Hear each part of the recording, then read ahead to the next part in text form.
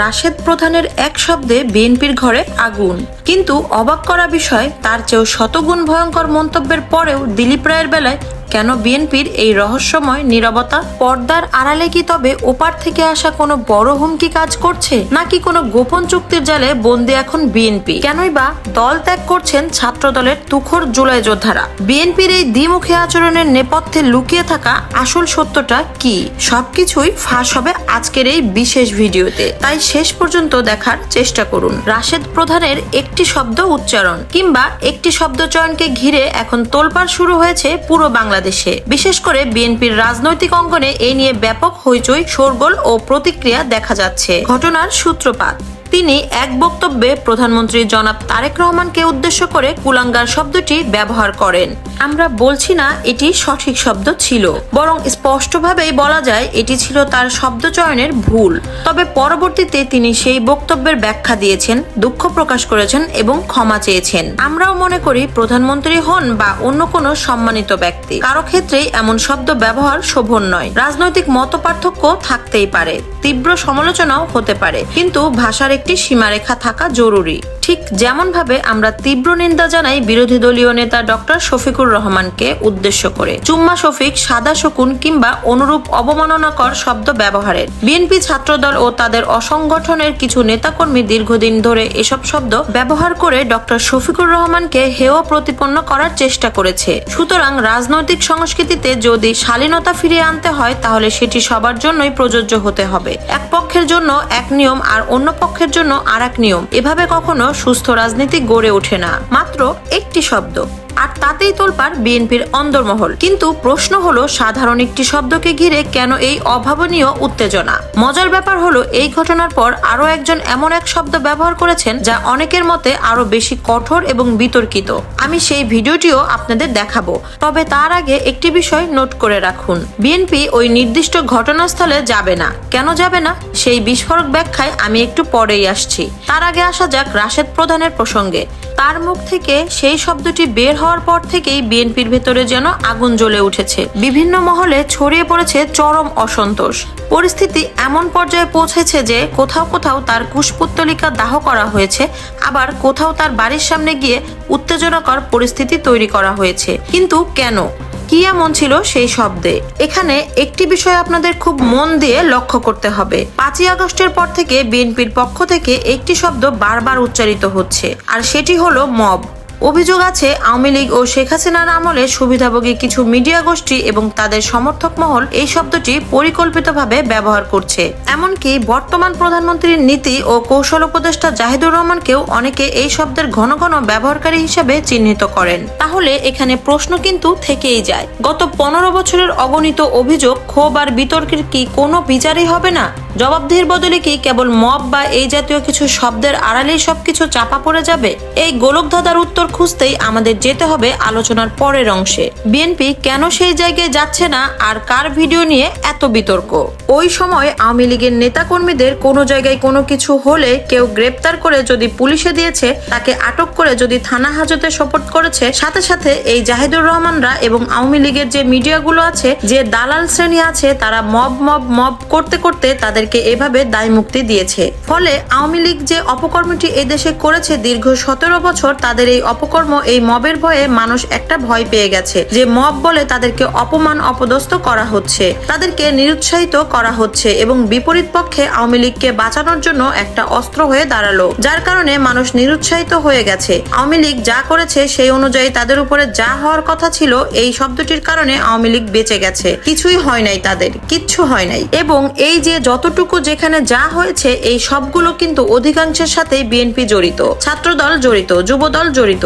এটাই সবচেয়ে বেশি মব সৃষ্টি করেছে। কিন্তু সাম্প্রতিককালে আমরা গভীর উদ্বেগের সাথে লক্ষ্য করেছি তারা অন্যদেরকেও মবের ভেতরে ফেলার চেষ্টা করছে, এবং বিএনপি ছাত্রদল যা করছে সেটা আর তখন মব থাকছে না, সেটা তখন প্রতিবাদ হয়ে যাচ্ছে।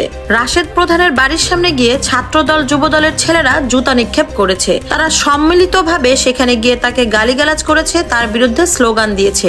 এক কথায় তাকে অবরুদ্ধ করে ফেলা হয়েছে। এমনকি রাশেদ প্রধানের পিএসকে গ্রেপ্তার পর্যন্ত করিয়ে নিয়ে গেছে, তাকে মারধর করাও হয়েছে। মারধর করে তাকে পুলিশের হাতে তুলে দেওয়া হয়েছে এবং তাকে গ্রেপ্তার দেখানো হয়েছে। আমরা ওই শব্দটার বিরোধিতা করলেও তিনি আরো যে কথাগুলো বলেছেন, বর্তমান যে বিএনপি এই বিএনপি জিয়াউর রহমানের নয়, বর্তমান যে বিএনপি এই বিএনপি বেগম খালেদা জিয়ার বিএনপিও নয়। বেগম খালেদা জিয়া যদি তার সুযোগ থাকতো কবর থেকে উঠে আসার, তাহলে তিনি কবর থেকে উঠে এসে এই বিএনপি এবং তার কুলাঙ্গার সন্তান তারেক রহমানকে বঙ্গোপসাগরে ছুঁড়ে ফেলতেন। ঠিক এই শব্দটি জনাব রাশেদ প্রধান ব্যবহার করেছেন। অথচ এর থেকেও ভয়ঙ্কর এবং মারাত্মক বক্তব্য আরো একজন ব্যক্তি দিয়েছেন, কিন্তু সেই ব্যক্তির কাছে বিএনপি এখন পর্যন্ত যায় নাই। তার ব্যাপারে বিএনপি এখন পর্যন্ত মুখ খুলে নাই। কেন খুলে নাই সেটা বলবো, আগে ভিডিওটি একবার দেখুন। তারেক রহমান নাকি শিশু মুক্তিযোদ্ধা। তারেক রহমান আমার এইরকম লোক লিডার আসছে 17 বছর পর। হায়রে বাংলাদেশের ভাই, অবস্থা খারাপ। দেখেন, এর মতো একটা লম্পট বাটপার, হাওয়া ভবন করা, 10 টাকা অস্ত্র মামলার ঘটনা ঘটানো একটা লোক, যার কারণে এই যে ভারত যেভাবে আওয়ামী লীগের পক্ষে দাঁড়াইলো, আপনার কি মনে হয় এখানে কি বিএনপির দায় নাই, তারেক রহমানের দায় নাই? 10 টাকার ঘটনা যদি সংগঠিত না হয়, তাহলে 17 বছর এখানে হয়তো বা আওয়ামী লীগ থাকার পেছনে ভারতের যে ভূমিকা সেটা নাও হইতে পারতো। এই ঘটনা সংগঠিত করে 17 বছর পর গায়ে হাওয়া লাগায় কাকে নিয়ে আসছে জানি, এক আছে জেবু আর এক আছে জাইমাকে নিয়ে আসে। এই যে ভিডিওটা দেখলেন, এটি কার, চেনেন আপনারা তাকে? ইনি হচ্ছেন বিপ্লবী ছাত্র মৈত্রীর কেন্দ্রীয় সভাপতি দিলীপ রায়। এখন এই দিলীপ রায় সামান্য একটি দলের ছাত্র নেতা, কিন্তু তার বিরুদ্ধে বিএনপি কোনো এমপি, মন্ত্রী বা আরো বড় বড় বাঘা বাঘা হেডমওয়ালা যদি কোনো নেতা থাকে, সামান্য একটা লোম ছিঁড়ারও হেডম দেখাতে পারবে? অথচ এই দিলীপ রায় যে শব্দগুলো ব্যবহার করলেন তা রাশেদ প্রধানের থেকেও আরো কয়েকশো গুণ মারাত্মক। কিন্তু আমরা দেখছি যে বিএনপি এই দিলীপ রায়ের ব্যাপারে একেবারেই নীরব, অথচ তারা রাশেদ প্রধানের পিছনে পড়ে আছে। কারণ রাশেদ প্রধানের নামটা তো রাশেদ প্রধান, মুসলমান নাম। তারপরে তিনি আল্লাহ নবীর কথা বলেন, কোরআন হাদিসের কথা বলেন, জামায়াতে ইসলামের সাথে তার এলাও আছে। সুতরাং এইখানে তো আর ছাড়া যায় না, একে তো ধরতেই হবে। কিন্তু জানেন কি এটা উস্কে দিয়েছে কারা? এই দিলীপরা যে দল করে, দিলীপরা যে আদর্শ ধারণ করে, দিলীপদের খুঁটি যেখানে বাঁধা, তারাই মূলত এটা উস্কে দিয়েছে। আর এই জন্যই দিলীপ যখন বলেছে তখন তো ঘিয়ের তেল লোক ঝাঁকের কই। এইখানে তো আর কিছু বলার উপায় থাকবে না। কি বা বলবে এখানে? বরং বিএনপির ভেতর থেকে কেউ যদি মুখ খুলতে যায় দিলীপের সম্পর্কে, তাহলে ওই গ্রুপটা বিএনপি এখন যাদের খপ্পরে আটকে আছে, ওই গ্রুপটা হয়তো এতক্ষণে শাসিয়ে দিয়েছে। খবরদার দিলীপ রায়কে নিয়ে কোনো কথা বললে জিভ টেনে ছিঁড়ে ফেলবো, এরকম শাসিয়ে দিয়েছে। কারণ এই দিলীপদের খুঁটি এদেশে না, দিলীপদের খুঁটি বাধা ওপারে। আর কথিত আছে, শোনা যাচ্ছে প্রবল বেগে, যে বিএনপি ওপারের সাথে একটা দেন দরবার করেই ক্ষমতায় এসেছে। তাহলে দিলীপকে কি বলবে? যদি দিলীপকে কিছু বলতে যায়, দিলীপকে কিছু বলার আগেই ওপার থেকে হুঙ্কার আসবে, খবরদার ভুলে যেও না, চুক্তির কথা স্মরণ করো সেই সময়ের কথা যখন তোমাকে অমুক জায়গা থেকে আমরা বাংলাদেশে ফিরিয়ে এনেছি, যখন তুমি আসতে পারছিলে না এবং বলেছিলে যে আমার স্বাধীনতা, আমার বাংলাদেশে যাওয়া বা না যাওয়া আমার একক সিদ্ধান্তের উপরে নির্ভর করে না। স্মরণ করো সেই সময়ের কথা। এগুলো স্মরণ করিয়ে দিচ্ছে আর সাথে সাথে তারা নিশ্চুপ হয়ে যাচ্ছে। বিএনপি প্রতিবাদ না জানালেও, বিএনপি দিলীপদের কিছু না বললেও, আমরা আমাদের জায়গা থেকে মাননীয় প্রধানমন্ত্রী সম্পর্কে তাকে 10 ট্রাক অস্ত্রের ভিতরে ঢুকানোর মতো নির্লজ্জ কথা বলে, তাকে লম্পট জাতীয় শব্দ ব্যবহার করার অপরাধে এবং আরো কিছু শব্দ ব্যবহার করেছেন, আমরা এর তীব্র নিন্দা ও প্রতিবাদ জানাচ্ছি। সরকারের কাছে জোর দাবি জানাচ্ছি, এই জাতীয় শব্দ যারা ব্যবহার করে, আপনারা যেরকম রাশেদ প্রধানের উপরে চটেছেন, রাশেদ প্রধানকে যেমন আপনারা খেয়ে ফেলানোর উপক্রম করে ফেলেছেন, এখানে খেয়ে না ফেললেও অন্তত একটা প্রতিবাদ জানান, তাহলে মানুষ বুঝতে পারবে যে কিছু একটা হচ্ছে।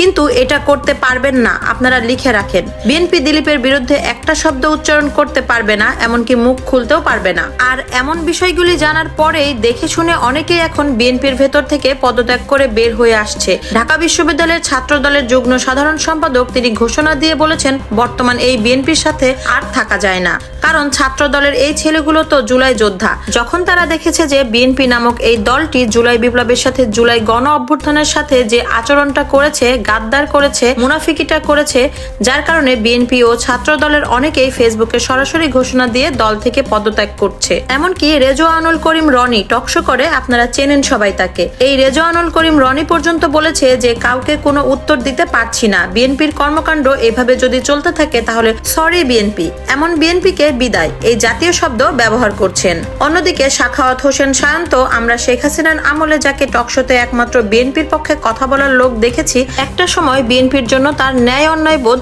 কাজ করতো না। অর্থাৎ তিনি সবসময় বিএনপি অন্যায় করলেও সেইটা, ন্যায় করলেও সেইটা।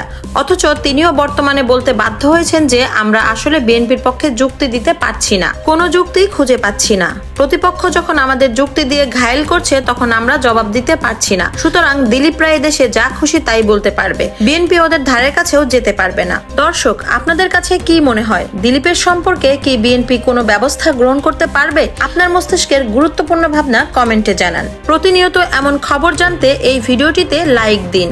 আল্লাহ হাফেজ।